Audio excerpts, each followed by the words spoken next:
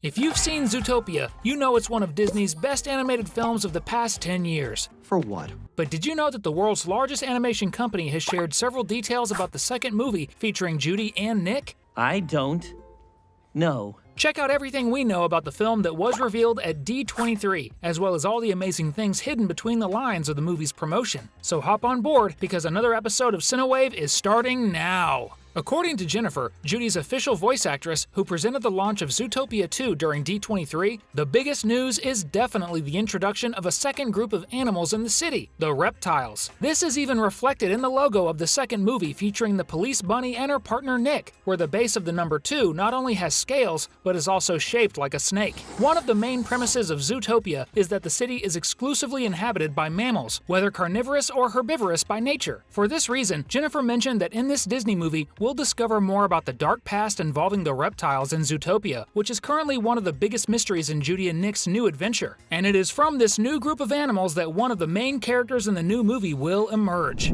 Gary. Based on what Disney has revealed so far, it seems that Gary will be responsible for taking the investigative duo and film protagonist to a location far from Zootopia's bustling urban center. From the few details revealed, it appears that Gary is wanted by the police for committing some crime against a mammal. As we know, the coexistence between carnivorous and herbivorous animals in the large city of mammals is only possible because somehow the predatory instincts of these animals have been suppressed. In fact, the villain's plan in the first movie, Assistant Mayor Bellwether, was to amplify these instincts and turn the animals into extreme savages so that she could then suppress all the predators who were now living harmoniously in the city. So we can imagine that the crime Gary committed might have something to do with the fact that snakes can devour small animals, and maybe someone from Bellwether's family ended up being this criminal's dinner in the past. As a result, he needs to hide from the police to avoid getting caught, because if that happens, he will likely be sentenced to life in prison. For this reason, the giant snake hides in a wet and distant place, a new area of the city we hadn't known before called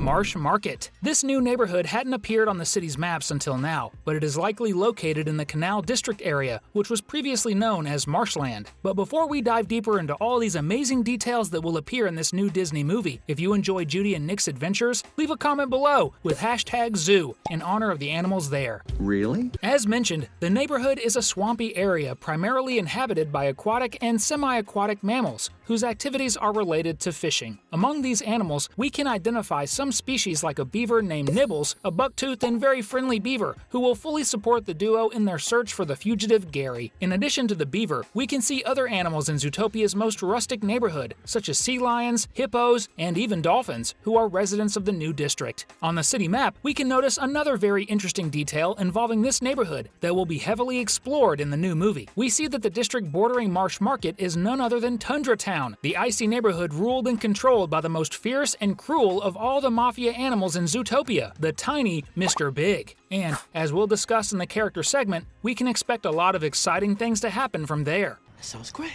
Among the new characters, we've already mentioned two of them, Gary the snake and Nibbles, the mammal who's going to help the police in the hunt for the fugitive snake. Bob is a huge walrus who lives beneath the dock in the neighborhood and who ends up eating the fish that Nibbles put in Nick's arms. From the tool the marine animal uses, we can deduce that he works as a plumber in the neighborhood, which likely keeps him pretty busy since plumbing problems must be quite common in a neighborhood so closely tied to aquatic life. Another new confirmed character, although not yet named, is a male giraffe wearing a blue suit and a red tie. This character appears to be a political bureaucrat and might be the new public representative of the city, since both Mayor Lionheart and Assistant Mayor Bellwether were removed from their positions for different reasons. At the same time, it seems Gary won't be the only reptile to make an appearance in Judy and Nick's new movie. If you look closely at the concept art, you can also see another character wearing a tie and sunglasses, but with the appearance of a chameleon, who is also a reptile. And you can spot him standing very close to Gazelle and her group of dancing tigers, making us believe he might have some connection to the singer, possibly even being her manager, which would make sense since reptiles are cold-blooded animals, a perfect match for an international pop star like Gazelle. Besides them, we can see other characters like a circus bear and what appears to be a hippopotamus dressed as a superhero. These are all new characters set to make appearances in the film. Along with these newcomers, we can also see that some of our favorite characters from the first movie are making a comeback. Among them, we must highlight two in particular, starting of course with Flash. After all, the last will be first, right? As a good sloth working as a public employee, it's no surprise that Nick's friend would be the last character character in the lineup of those set to appear in the film, which makes sense since he's super slow. And another character that definitely deserves special mention is Mr. Big, who's in the picture even though you might need a magnifying glass to see him. Besides him is his forever beloved Frou-Frou, his daughter and mother of his granddaughter Judy, named after the police officer who became the godmother of the little Arctic shrew. And carrying them both in his arms, we once again see the loyal and reliable Kozlov, the polar bear who's been Mr. Big's childhood friend. In addition to these characters we've just mentioned, we can see that some important figures from Judy and Nick's past will return in the film, such as the police bunny's parents and some of her siblings, who are in the promotional art for the movie, and Judy's fellow police officer, Benjamin, who's right behind the new giraffe character. And let's not forget that Chief Bogo will also be back with his stern expression once again, likely assigning the duo of protagonists to the mission of locating and capturing the fugitive Gary. And of course, we can't forget Nick's old partner in crime, Finnick, who is also a fox like Nick, but since he's a Finnick fox, he doesn't grow very big and can disguise himself as a baby, just like he did in the first movie, and as we see him doing again in this same promotional image for the second movie, showing that unlike Nick, he's still living a life of scams. While some never seem to learn, we know that others learn pretty quickly, just like you, who already know that if you're not yet subscribed to the channel, you're gonna do it right now and join our group of animation fans. After being responsible for uncovering the biggest secret in Zootopia's history, we can deduce that the duo of protagonists has earned quite a bit of respect in the police department. For this reason, the most difficult and dangerous cases are probably being assigned to them, and they even have a good relationship with the mafia led by Mr. Big. From this, we can deduce that the case of these two investigators tasked with finding Gary will certainly be something extremely complex and dangerous. What's interesting is that it seems this time they'll have to ditch their police uniforms and go undercover in the swamp neighborhood community. As you might imagine, the Marsh Market is likely one of the hottest neighborhoods in the city, which is why we see both Nick and Judy with their outfits completely changed for this new movie, although they still resemble what they wore in the first movie. For example, Nick's outfit is practically the same, except his shirt color has changed from green to pink, and his tie is now completely floral. Moreover, we also notice that Judy has traded in her trusty police uniform for a purple outfit, indicating that the two are indeed undercover to avoid being recognized as police officers.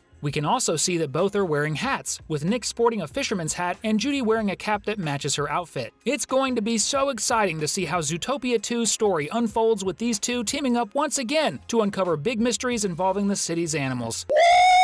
Following the trend of almost every animated movie in recent years, Disney has made adaptations of the latest films and series to fit the world of Zootopia. The coolest ones included, for example, a parody of Deadpool and Wolverine, which became Dead Mule and Wolferine. There's also an alternative version of Inside Out 2, but with animals instead of emotions, called Inside Snout 2. And I have to say, I really like this one since sadness is represented by a sloth, fear is a purple version of Gazelle, anger is a version of Nick, and disgust is a version of Judy. Additionally, joy is represented by Officer Benjamin, the super fun leopard from Zootopia's police department. Then there's the Mandalorian from the Star Wars universe, which became the Pandalorian. Very creative for sure. And finally, Disney even poked fun at itself by adapting one of its upcoming animated films, which is also live action, Mufasa, into the name Nufasa, which turned out pretty cool. I don't know about you, but these posters make me count the days until I can see Zootopia 2, as it's one of my favorite Disney animated films. While we wait eagerly, let's distract ourselves by watching some really cool videos here on the channel, like these that are popping up for you right now. Check them both out and then tell me in the comments which one you liked best. See you next time, bye!